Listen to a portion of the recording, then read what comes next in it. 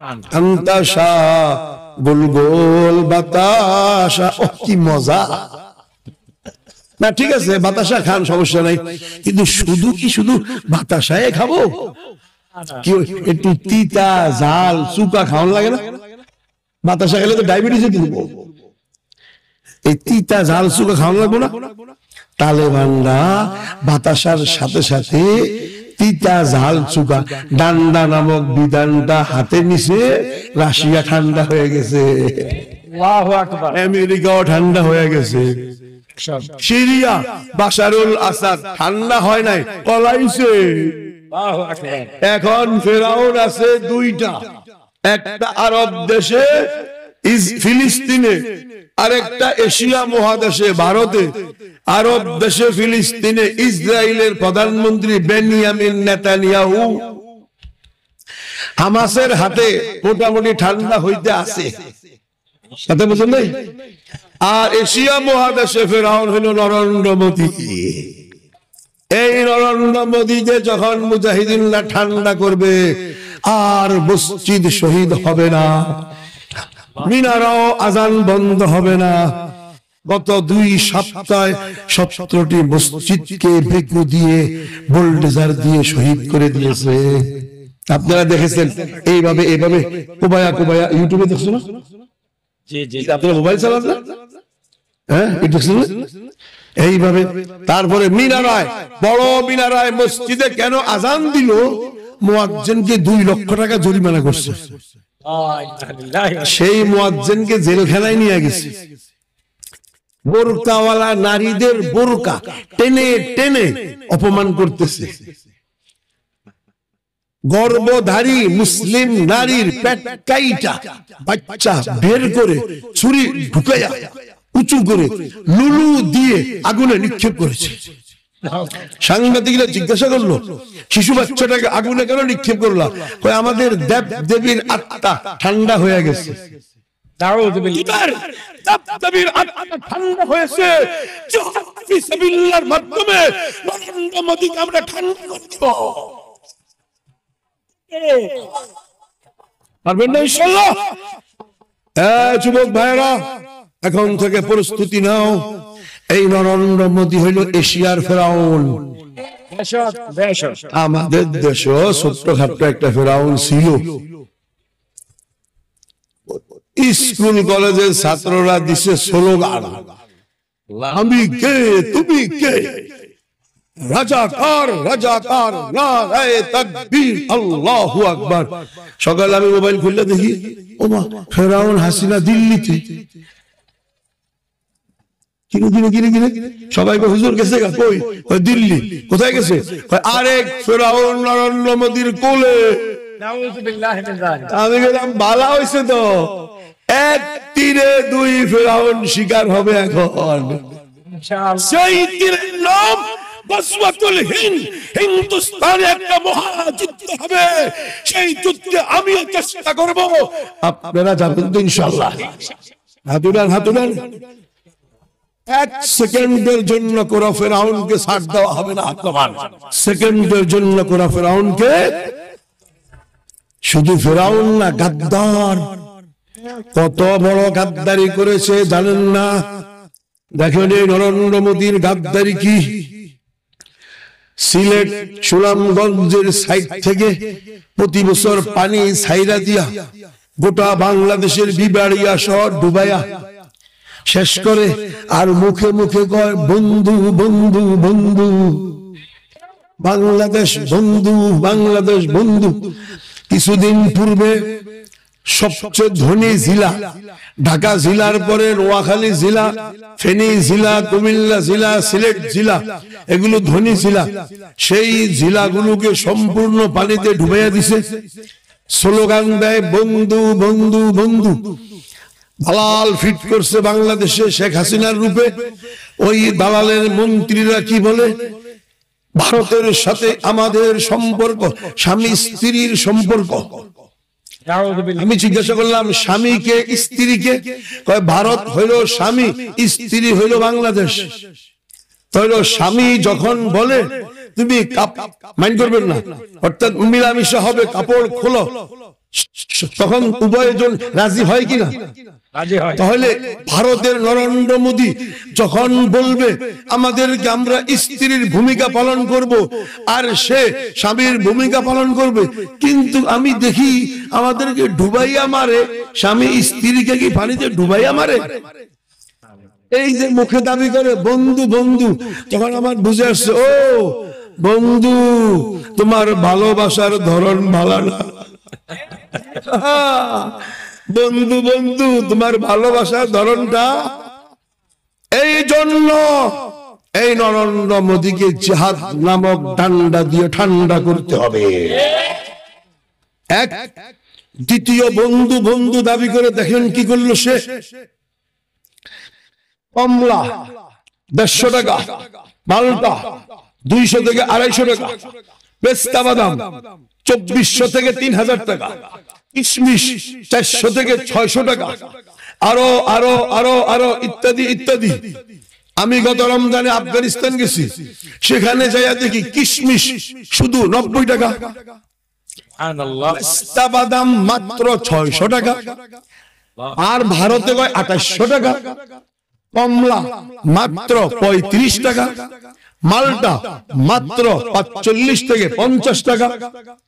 তাহলে আফগানিস্তান আর পাকিস্তানের সাথে আমাদেরকে বন্ধুত্ব করতে দেয় নাই, স্লোগান দিছে ভারত বন্ধু।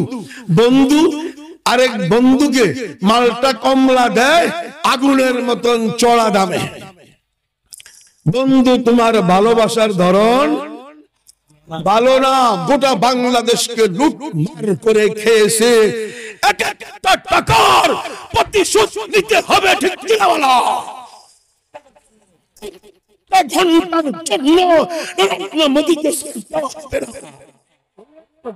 মালাউনের বাচ্চা পাকিস্তানের সাথে আমাদের সম্পর্ক করতে দেয় না, কয় রাজাকার, মৌলবাদী, আর কি আর কি আল বদর, আল শামস, আল্লামা সাইদি আল বদরের কমান্ডার, নিজামী আর শামসের কমান্ডার, আর বাবুনগরী মৌলবাদী, আর আর মামুনুল হক জঙ্গিবাদী, আর আমার গায়ে ফারুকি তালেবান,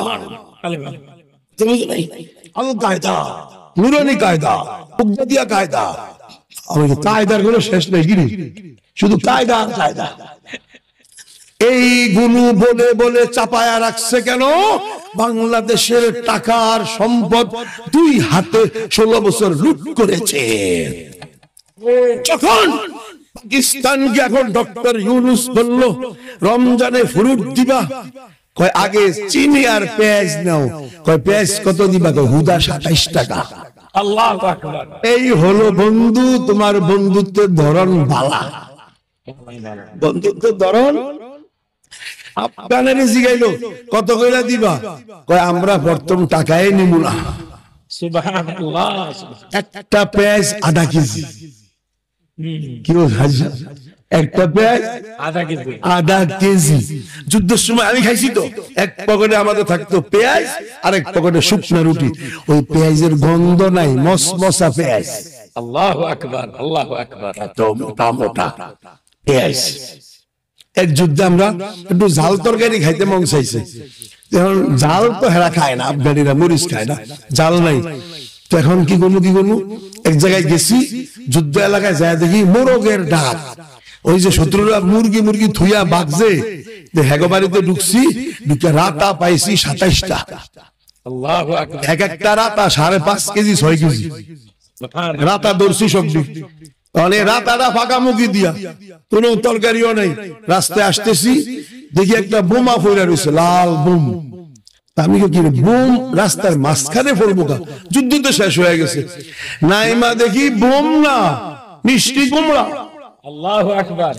লতা একটা লাগা রয়েছে, 3 জনে ধরে উঠাইছি 3.5 মণ। সুবহানাল্লাহ, সুবহানাল্লাহ। 27টা রাতা, একটা মিষ্টি কুমড়া। এখন ফাঁকা মরিচ কই? কথা বুঝলেন? মরিচের ভাও হইছে, এইভাবে পাকায়া আমরা সবাই খাইলাম। বলার উদ্দেশ্য, এমন উর্বর জমিন, একটা মিষ্টি কুমড়া 3.5 মণ ওজন। আল্লাহু আকবার।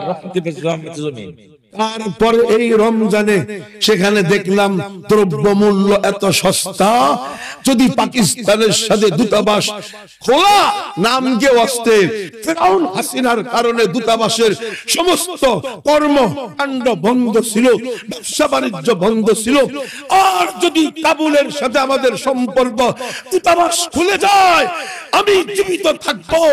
এই বিবাড়িয়ার ছাত্র ভাইরা, কিশমিশ খাইবা মাত্র সর্বোচ্চ 135 টাকা, আর পিস্তা বাদাম খাইবা 600 টাকা, মালটা কমলা খাইবা 50 থেকে 60 টাকা। এই হলো বন্ধু ধার ধরন বালা। তাহলে এই যে মালাউনের বাচ্চা বন্ধু বন্ধু স্লোগান দিয়ে ধোকা দিছে আমাদেরকে, প্রতিশোধ নিতে হবে কি হবে না? একটা মহাযুদ্ধ হবে হিন্দুস্তানে, আমাদের জন্য এখন সুযোগ আছে। আমরা আক্রমণ করতে গেলে দেখব জঙ্গিরা আক্রমণ করছে, আর যদি নবী মুহাম্মদ বলেছেন সাল্লাল্লাহু আলাইহি সাল্লাম, আমাদের নবীজি যেই কথা বলছেন একবার, কিয়ামতের আগে এটা হবেই হবে। আল্লাহু আকবার। পৃথিবীর কোন শক্তি এটাকে রুখতে পারবে না। নবীজি বলেছেন গজওয়াতুল হিন্দ, হিন্দুস্তানে একটা মহাযুদ্ধ হবে। সাহাবারা পাশে বসা ছিলেন। সাহাবারা কই, ইয়া রাসূলুল্লাহ, আমরা বদরে যুদ্ধ করলাম, উহুদে যুদ্ধ করলাম, হুনাইনে, খাইবারে, তারপরে গজওয়া বনু কুরাইজা, বনু নজির, তারপরে এত যুদ্ধ করলাম, আরো কোন যুদ্ধ? কই না, অনেক পরে একটা যুদ্ধ হবে হিন্দুস্তানে, গজওয়াতুল হিন্দ, মহাযুদ্ধ হবে। সাহাবারা বললেন কি ফজিলত হবে? নবীজি উদ্বুদ্ধ করার জন্য বললেন, যারা সেই যুদ্ধে অংশগ্রহণ করবে বদরের যুদ্ধের সওয়াব পাবে।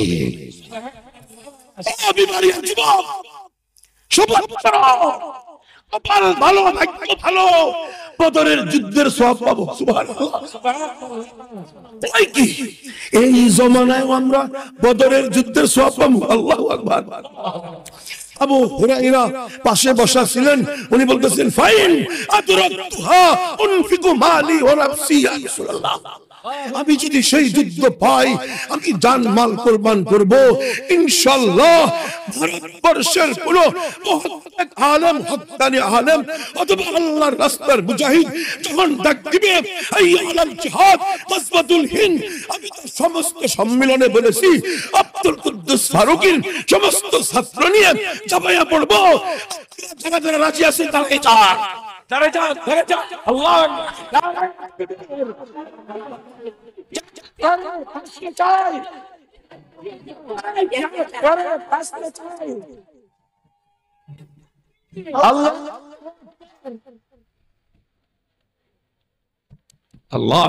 গজওয়ায় যাবেন তো ইনশাআল্লাহ, বদরের যুদ্ধের সওয়াব পাওয়া যাবে। সুবহানাল্লাহ। আরে আমি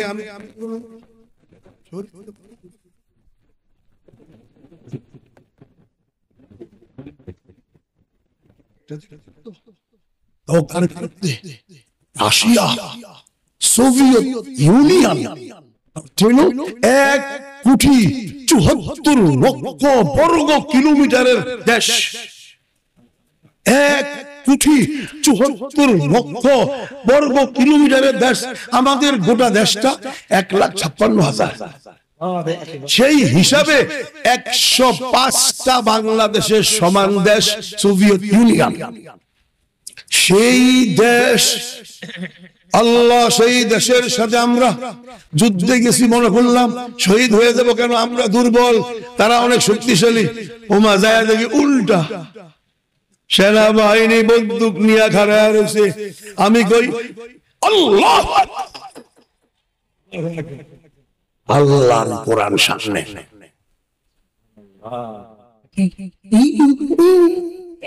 আমি এই কাপস না ফায়ার কর। তাকবীরের সাথে সাথে রাশিয়ান বাহিনীর কম্পন ছুটে গেছে, মারতে পারে না, হাতে শক্তি নেই। হাতে শক্তি নেই। এখন চিন্তা করেন মুসলমানদের তাকবীর কত শক্তি। যেখানে সোভিয়েত ইউনিয়ন কাঁপে, সেখানে কচ্ছপখোর পেশাবখোর নরেন্দ্র মোদি তো আজ্ঞা দিল। যখন আমরা কমু নারে তাকবীর আল্লাহু আকবার মোদি গো আমার বিচ্ছা গেছে, চেক কর ও মা সব শেষ। ঠিক নেই? মূর্তি পূজারী সারা পৃথিবীর জমিনের উপরে। আমরা কথা বলতেছিলাম ওখানে বিবাড়িয়া না বাংলাদেশের মধ্যে বড় মুফতি ধরলে মুহসিনুল করিম সাহেব। আল্লাহু আকবার। বড় যে কয়েকজন মুফতি আছে শুধু মুফতি ধরলে হবে না, আল্লাহ ওয়ালা, আবার মুখলিস ইলমি যোগ্যতা যাদেরকে উলামায়ে দেওবন্দ বলা যায়, সেই মুফতির মধ্যে একজন মুফতি আপনারা চিনবেন না, আলেম রাশিদ আলেম ওলামা রাশিদ। এটা বুঝেন না? এই যে আমার আগে যে বয়ান করে গেল না, চেহারা দেখছেন না কি সুন্দর, গ্র্যান্ড মুফতি, গ্র্যান্ড মানে 5-7 জনের মধ্যে একজন এত বড় মুফতি। তো এই যে উল্লেখযোগ্য এই মুফতি সাহেবরা তখন এই যে রাশিয়ার যুদ্ধ, চারদিকে রাশিয়া এত বড়, আর নরেন্দ্র মোদী উনি, আমি কথা বলতেছিলাম মেহমানখানায়, তো উনি আমার জমিনের উপরে সবচেয়ে ভীতু কাপুরুষ সৈন্য মূর্তি পূজারী হিন্দু সৈন্য। যেখানে তাকবীর দিলাম রাশিয়ার সেনাবাহিনী কাঁপে, তো পেশাব খায়, হ্যাঁ কি করবো, পেশাব করবো, হ্যাঁ তো পেশাব করে দিব। আমি ফেসবুকে দেখতেছি নরেন্দ্র মোদীর সামনে কালা ভুনা গোস্ত দিয়া কাচ্চি বিরিয়ানি। আমি কি রে কাচ্চি বিরিয়ানি গোস্ত দিয়া খায়? হ্যাঁ না, গৌমা খায় না, দুধ খায়, গোস্ত খায় না, দুধ খায় না। ভালো করে নিচের দিকে তাকায় দেখি কাচ্চি বিরিয়ানি না, নিচে লেখা গোবর, গোবর কালা কালা বাস বাস করে রাখছে। আমি বলছি এটা কাচ্চি বিরিয়ানি, কালা ভুনা দিয়া অন্ধে গোবর। চিন্তা করেন নরেন্দ্র মোদী কি খায়? গোবর। আবার খায় কচ্ছপ। আচ্ছা কচ্ছপ দেখবেন তো, মানুষ যখন সামনে যায় তো কচ্ছপ কি মানুষের ঠোকর মারে না কল্লা ভিত্তি ঢুকা দেয়? বুঝা গেছে দুর্বল, ভয় পায়। আবার কি খায়? পেশাব। আচ্ছা পেশাবের মধ্যে কি অনেক শক্তি না দুধের মধ্যে শক্তি? দেখেন নরেন্দ্র মোদীর বিশ্বাস আকীদা হইল মূর্তির উপরে। কিসের উপরে? লাত, মানাত, উজ্জা, হুবল, 17 ফুট লম্বা। ওরে বাবা রে, এভাবে রয়েছে। কুকুর হাঁটে হাঁটে হাঁটে হাঁটে ঠ্যাং উড়ে সোট। কিরে কুকুর এত বড় খোদার মুখে পেশাব করে দিল, খোদায় ঠেকাইতে পারলো না। হাসেন না, কথা ঠিক নেই? বুঝা গেছে এই যে বিশ্বাস করলো মূর্তির উপরে, এই আকীদা বিশ্বাসটা কি শক্তিশালী না দুর্বল? এক। 2 নম্বর, কাচ্চি বিরিয়ানি খায় না, খায় গোবর। গোবর খাইলে দুর্বল। 3 নম্বর, খায় কচ্ছপ, দুর্বল। 4 নম্বর, খায় পেশাব, দুর্বল। আকীদাও দুর্বল, খাবারও দুর্বল। এত দুর্বল মানুষগুলো যুদ্ধ করবে কার সাথে? মুসলমান মুজাহিদদের সাথে। মুসলমান মুজাহিদ তার আকীদা বিশ্বাস আল্লাহ আহকামুল হাকিমিনের উপরে, রব্বুল আরশিল আযীমের উপরে, হুয়াল হাইয়ুল কাইয়্যুমের উপরে, লিমানিল মুলকুল ইয়াউম লিল্লাহিল ওয়াহিদিল কাহ্হার উপরে বিশ্বাস কত শক্তিশালী। আল্লাহু আকবার। শক্তিশালী খোদার উপরে বিশ্বাস মুসলমান কত শক্তিশালী। এক, আকীদা বিশ্বাস শক্তিশালী। খাবার কি? 2 নম্বর, কাচ্চি বিরিয়ানি, গোবর খায় না, শক্তিশালী। 3 নম্বর খাবার কি? শিংওয়ালা মহিষ আর শিংওয়ালা গরু। শিংওয়ালা মহিষ আর শিংওয়ালা গরু কি মানুষের সুম্মা দেয় না গুতা দেয়? গুতা দেয়। যারা শিংওয়ালা মহিষ আর শিংওয়ালা গরু খায় এই মানুষেরা কি মোদিরে সুম্মা দিব না? দুটা দিবনি, শক্তিশালী। 4 নম্বরে খায় দুধ। ওরে বাবার আগে মুখ ডাউন দিতাম আমি 220টা, এরপরে মসুর দুধ খেতাম আধা কেজি। কি শক্তি! কথা না গা?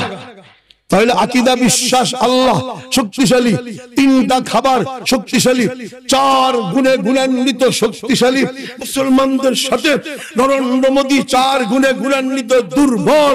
নরেন্দ্র মোদীর বাবা আবু জাহেল বাদরে পারে নাই, উহুদে পারে নাই, খন্দকে পারে নাই, হুনাইনে পারে নাই, গাজওয়া বনু কুরাইজা পারে নাই, নসিব পারে নাই, খাইবার পারে নাই, 36টি যুদ্ধে পারে নাই, গাজওয়াতুল হিন্দ দিল্লিতে পারবে না, পারবে না, পারবে না। মালাউনের বাচ্চা চাপ দিয়া ধরবো, জবাই করে দিব। মুসলমানদেরকে মারছে কিছুদিন আগে বর্ডারে, আমি বলছি বিমানে দিয়ে ঢুক, টেডার গুতা খাইয়া দেখবি সুজস কেমনে, খালি ঢুকবি বাড়িয়া দিয়া, ঢুকে নাই। এরাও জানে বিমানিয়া দিয়ে ঢুকলে খবর আছে। কথা বুঝুন নাই? প্রস্তুত থাকবো তো ইনশাআল্লাহ। আল্লাহর কোরআনের বিধান জিহাদ ফি সাবিলিল্লাহ মুসলমান ভুলে গিয়েছে। যদি না ধরেন, আঁকড়িয়া না ধরেন, লাঞ্ছিতময় শাস্তি পাবেন। আমার কথা নয়, নবী মুহাম্মদ সাল্লাল্লাহু আলাইহি ওয়াসাল্লাম বলেছেন, লাসাল্লাতাল্লাহু আলাইকুমুজ জিল্লাহ, যদি জিহাদ নামক বিধানটা ছেড়ে দাও, লাঞ্ছিতময় শাস্তি তোমাদের উপরে চাপাইয়া দেওয়া হবে। মায়ানমারে নারীদেরকে ধর্ষণ করে, এর চেয়ে বড় লাঞ্ছিতময় শাস্তি আর কি হতে পারে? মুসলমানের সামনে মসজিদগুলো শহীদ করতেছে, এর চাইতে লাঞ্ছিতময় শাস্তি আর কি হতে পারে?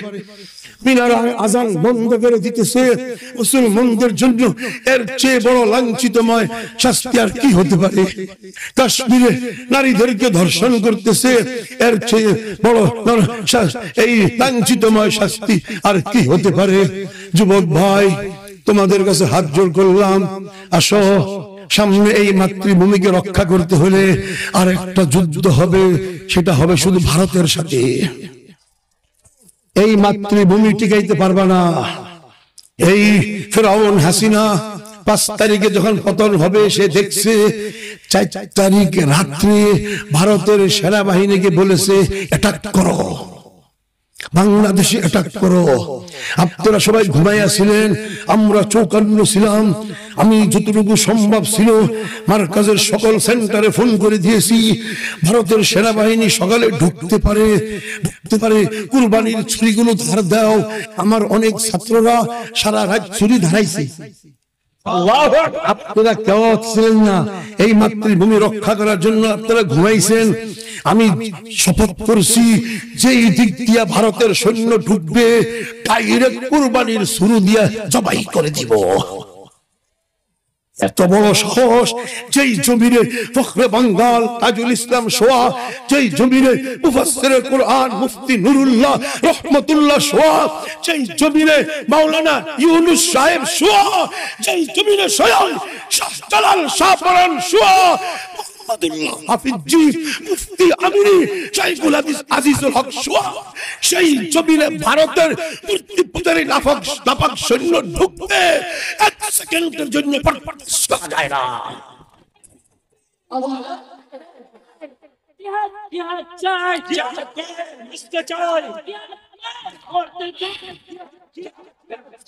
জিহাদ করে শহীদ হইতে চাই, বলেন?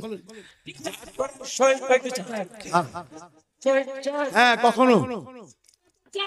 কখনো বলবেন না জিহাদ করে বাঁচতে চাই। সমস্ত সাহাবারা যুদ্ধে গেছেন আর বলছেন, ইয়া রাসূলুল্লাহ, দোয়া করবেন আমি যেন শহীদ হয়ে যাই। আমরা কত চেষ্টা করছি, ওই যে বললাম না মুক্ত মঞ্চে, আমি একবার শহীদ হয়ে গেছি 2.5 ঘন্টা। 2.5 ঘন্টা পরে আবার যেত, কিরে শহীদ হয়ে গেলাম, রক্ত কই, শহীদ না হয়ে গেলাম। আবার দিয়ে মাথা মতো জ্ঞান ফিরে আসছে। মিসাইল ফোর্সে দূরে, এত বড় মিসাইল ফোর্সে, মিসাইল পড়লে পুকুর হয়ে যায়।